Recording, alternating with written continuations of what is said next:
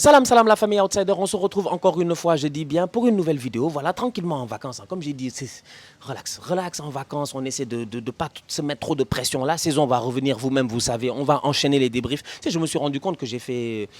Je sais pas, mais est-ce que j'ai pas fait plus de 500 débriefs cette saison, hein, tu vois, ça pousse, ça charbonne, tu vois. On se donne au maximum, on aime le football, c'est la passion et tout. Cependant, moi, je pense qu'il y a des gens qui nous aiment pas. Il y a des gens qui m'aiment pas. Il y a des gens qui m'aiment pas. Il y a des gens qui m'aiment pas. Pep Guardiola. Pep, c'est quoi son problème? En fait, Pep, c'est quoi son problème? Même Chelsea, c'est quoi leur problème? Moi, c'est une vidéo contre Pep, contre Chelsea, en fait. Parce que Chelsea, autant on est là dans des deals avec Kai Havertz, mais autant Chelsea, en fait, c'est quoi leur problème avec Moïse Caicedo? D'où est-ce que Arsenal, nous, en janvier passé, on dit à tout le monde qu'on veut acheter Caicedo? Tout le monde est d'accord qu'Arsenal veut acheter Caicedo. Caicedo se lève, je dis bien tranquillement, il va sur les réseaux sociaux, il demande à Brighton en disant « Je veux aller à Arsenal ». Brighton refuse.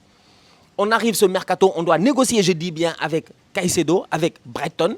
Les négociations suivent leur cours et out of nowhere, Chelsea arrive. Mais Ted Boehly, en fait, il n'a pas acheté assez de joueurs. Mais moi, je ne comprends pas. En fait, Chelsea, ils veulent quoi? Chelsea, ils veulent quoi? Ils n'ont pas assez de joueurs. Un club où les gars n'ont même plus de place dans le vestiaire, tu ramènes Caicedo. Pour aller où? Il veut Caicedo. Ils sont en pole position pour signer Caicedo. Bah, prenez. On va boire notre verre d'eau. Prenez votre Caicedo. Prenez Caicedo. Prenez Caicedo. Et puis c'est tout, on va passer à autre chose. Parce que franchement, le problème, il est là, c'est qu'Arsenal, on sait très bien qu'au milieu de terrain, on a besoin de joueurs. On a besoin de joueurs. Thomas Partey, Granit Xhaka, c'est bien beau. Mohamed Elneny n'a pas joué de la saison ou presque pas. C'est-à-dire que tu as besoin de joueurs. Tu as besoin d'un double pivot qui soit solide. D'ailleurs, en passant, Thomas Partey, sa fin de saison, elle n'est pas bonne.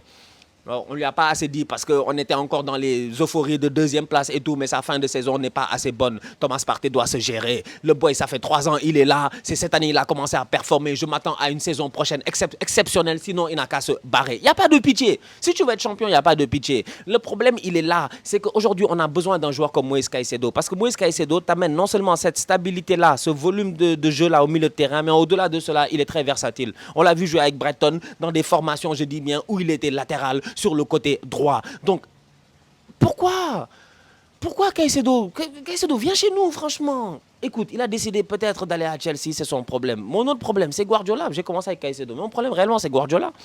Declan Chep. Tout allait bien. Le Bayern a dit ils vont essayer de prendre Declan. On leur a dit on vous a rien demandé, Declan, machin, tout ça. Gérez vos joueurs, gérez votre championnat et tout. 9. Mais le Bayern est toujours là, je dis bien, sur le cas Declan. Out of nowhere, on me dit que maintenant, Guardiola est là sur Declan Chep. Guardiola, il veut quoi? Il veut du riz. Frère, le riz, ça se cultive. Tu vas cultiver ton riz. Ne nous fatigue pas, sincèrement. Tu as une pile là, elle est là-bas. Tu as une pile Philips. Franchement. Ou un caleçon Klein. Je ne sais pas. Calvin, je choisis comme tu veux. En vacances, je suis trop bête.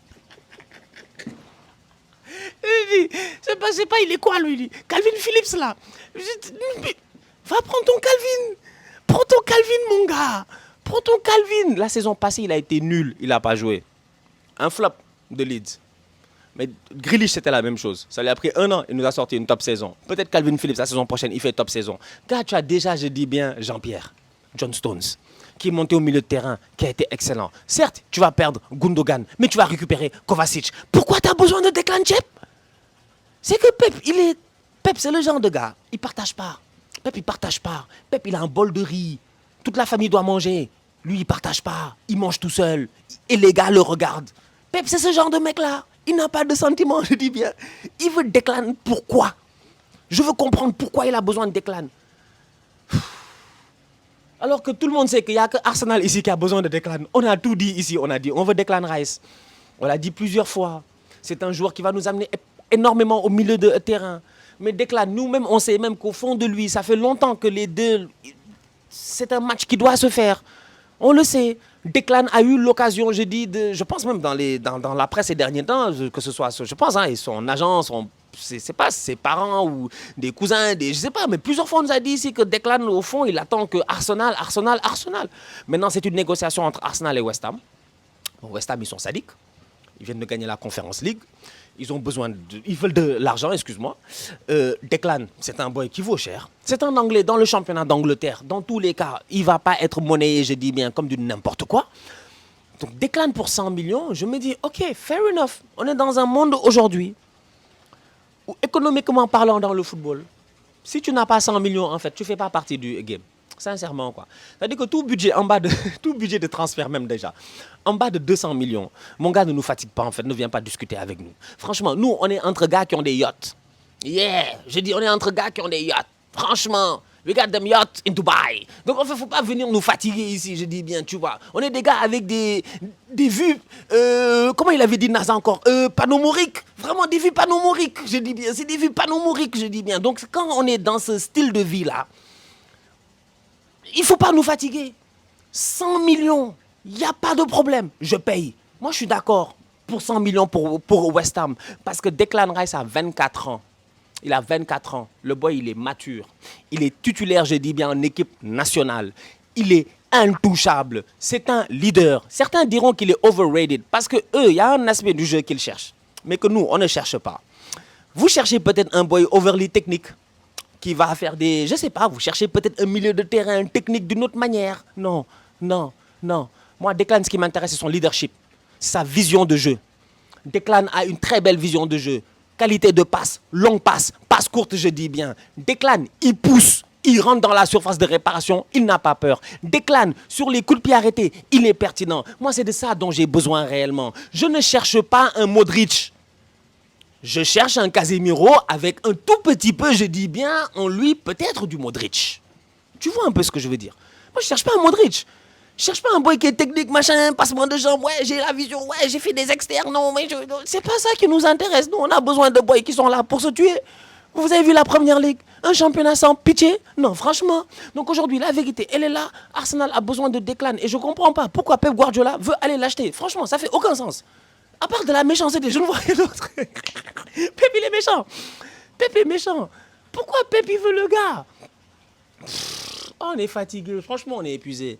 Non, on est épuisé, sincèrement. Tu es là, tu es tranquille. Tu pensais que... Moi, je pensais que ça allait être le transfert le plus rapide.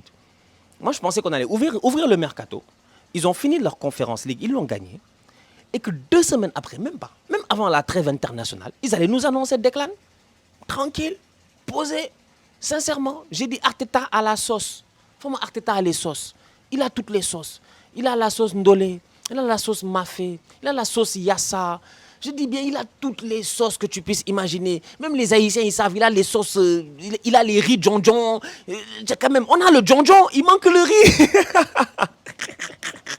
Arteta a toutes les sauces que tu puisses imaginer, je dis bien.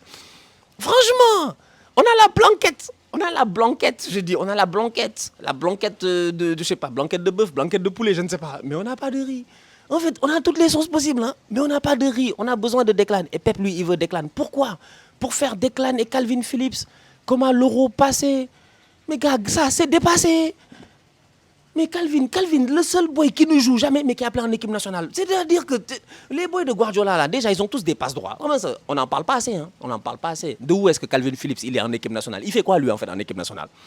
En Angleterre, il n'y a pas un autre boy qui peut être appelé en équipe nationale. Mais est-ce qu'ils ont appelé les Ward-Prowse? Il n'y a pas des boys que tu peux appeler. Calvin, il est là en équipe nationale. Il ne joue pas. Calvin ne joue pas. 1 minute de jeu. Non, toute une saison. On l'appelle, je dis bien, dans des trêves, des bails comme ça. C'est du n'importe quoi. Là, maintenant, il veut nous... En fait, Pep, comme je dis, pour moi, son but, c'est de nous empêcher de réussir. Il n'a pas forcément besoin du boy. J'en reste convaincu que Pep Guardiola n'a pas besoin de Declan Rice. J'en reste convaincu. Il n'a pas besoin de Declan Rice. Mais son but, c'est de nous empêcher, nous, de réussir, en fait. Il va tout faire pour que nous, on ne réussisse pas. Pour que nous, on ne s'en sorte pas. Et qu'on soit dans la galère. En fait, c'est ça qu'il aime. C'est ça qu'il aime. Il ne veut pas que l'élève batte le maître. Il ne veut pas que Arteta le dépasse. Il sait très bien que si on fait Kai Havertz, si on fait Declan Rice, si on fait un bon défenseur, tu rajoutes, je dis bien, peut-être un autre boy un peu low cost et tout. Tu fais 3 recrues majeures, je dis bien, des top players qui normalement rentrent dans le 11 de départ. On a déjà un 11 de départ. Donc tu as besoin de ramener 3 autres joueurs qui peuvent rentrer à tout moment dans le 11 de départ, qui ont cette qualité-là. Tu perds Granit Xhaka, ok, il n'y a pas de problème. Tu auras quand même, je dis bien, cette possibilité-là au milieu de terrain, peut-être de repositionner un Emile Smith-Rowe, de travailler sur certaines choses et tout. Aujourd'hui, on a besoin de joueurs de ce calibre, de cette qualité-là. Mais Guardiola, il sait très bien que si Arsenal, demain, on a ce calibre-là et cette qualité-là, peut-être qu'en championnat, on tient. Peut-être qu'en championnat, en fin de saison, tu n'as pas le mois d'avril que tu as eu cette année. Tu ne fais pas des matchs nuls avec les Southampton, je ne sais pas, les West Ham et les Liverpool, en fait. C'est des points que tu aurais pris. Donc, sincèrement, en toute honnêteté, moi, ce mercato-là, comme je dis, il me fatigue, en fait. Moi, j'aime pas le mercato. J'aime pas le mercato. C'est une période que je déteste, en fait, parce qu'elle est fatigante. Chacun vit des trucs. Tu vas voir Logito, il est là-bas en train de souffrir en disant qui va venir, qui va pas venir. Wilou, bon, Wilou, c'est difficile. À Lyon, quand même, ça, c'est difficile, mon frérot Wilou. C'est la galère, tu vois. C'est pas facile, en fait. C'est pas facile. Tu vas voir. Le Martial, je suis sûr, il est en train de galérer là-bas aussi, etc. Bon, Riles, il est bien, lui. Lui, il est bien, tu vois, il a les Bellingham. Son problème, c'est un attaquant. On va voir qui va arriver, je dis bien, au Real. Mais c'est pour dire que je vois que tous les gars sont en train de galérer parce que le mercato, c'est vraiment... Tel va venir et après non, tel a fait une offre et après non, le joueur s'est désisté et après l'agent a fait ça. Franchement, c'est trop long, c'est trop fatigant. Donc bref, on va voir ce que ça va donner d'ici la fin du mercato. Les jours avancent, mais c'est important pour Arsenal de recruter tous ces joueurs-là avant. Moi, j'ai pas envie d'arriver avec des transferts genre Thomas Partey, dernière journée, Mesut Ozil, presque, je pense, hein, à la fin du mercato. J'ai pas envie d'arriver avec ce genre de transfert-là. Je veux que les transferts soient bouclés avant le 30 juin. Que quand les boys ils font leur rentrée et qu'ils reviennent, je dis bien, tranquillement en pré-saison, qu'on puisse aller en pré-saison avec notre effectif au complet. On se prépare sérieusement pendant 4 semaines. On arrive en championnat. Premier match, Nottingham Forest. On les tape. Et on avance. Et on avance, franchement. Parce que tout le monde nous attend au tournant. Les gens sont méchants, hein. Je te dis, vous allez me troller, je vous connais, vous nous attendez au tournant, vous attendez que ça en fait, qu'on foire, je dis bien, qu'on rate encore une saison, que cette fois-ci on descende encore, tu vois, genre ils vont nous dire oui, vous êtes monté jusqu'au maximum, après vous n'avez pas pu monter plus haut, et hop là, on vous a coupé, je dis bien, toutes les branches et vous êtes retombés. Donc, faut qu'on se gère, je dis, durant ce mercato, il faut que Arsenal soit beaucoup plus rapide. Kroenke, ça va, c'est bon, on a compris, les Nuggets, ils ont gagné la NBA, les célébrations, tout ça, etc., c'est bon, ça suffit, reviens travailler. Reviens travailler, gars. On l'a vu là-bas, il est avec les Jokic et tout. Bravo, franchement, ils se sont gérés. D'ailleurs, en passant, notre propriétaire compte que toutes ces franchises ont gagné. Hein. Il reste que nous. Il reste que nous. Il reste que nous. Le propriétaire d'Arsenal est propriétaire d'une équipe de football américain qui a gagné le Super Bowl. Il est propriétaire d'une équipe de basketball, Denver, qui est out of nowhere, avec Jokic, le Joker. Ils ont gagné la NBA. Je te dis, il ne manque qu'à Arsenal. Il ne manque qu'Arsenal qui doit gagner un titre majeur. Première Ligue, Champions League. Bon, on va d'abord y aller sur la Première Ligue d'abord, tu vois. On va voir ce que ça va donner la saison prochaine. Mais là, pour le moment, jusqu'à présent, il n'y a encore rien de concret, quoi. On ne nous a encore rien dit de concret.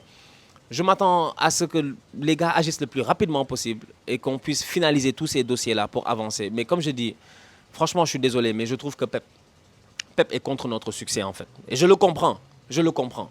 Moi, pour moi-même, je trouve que on dirait qu'on les a inquiétés cette saison, en fait. Je sais pas, j'ai l'impression qu'on les a inquiétés. Ok, ils sont champions d'Europe, bravo, ils se sont gérés, ils ont été au top. Mais je me dis, relance ton Calvin Phillips d'abord, avant de venir manger le riz des gens. Bref, on va voir ce que ça va donner. D'ici à la famille, on continue à liker, on continue à partager, on s'abonne. On est ensemble, on reste en santé, c'est le plus important. Tous outsiders.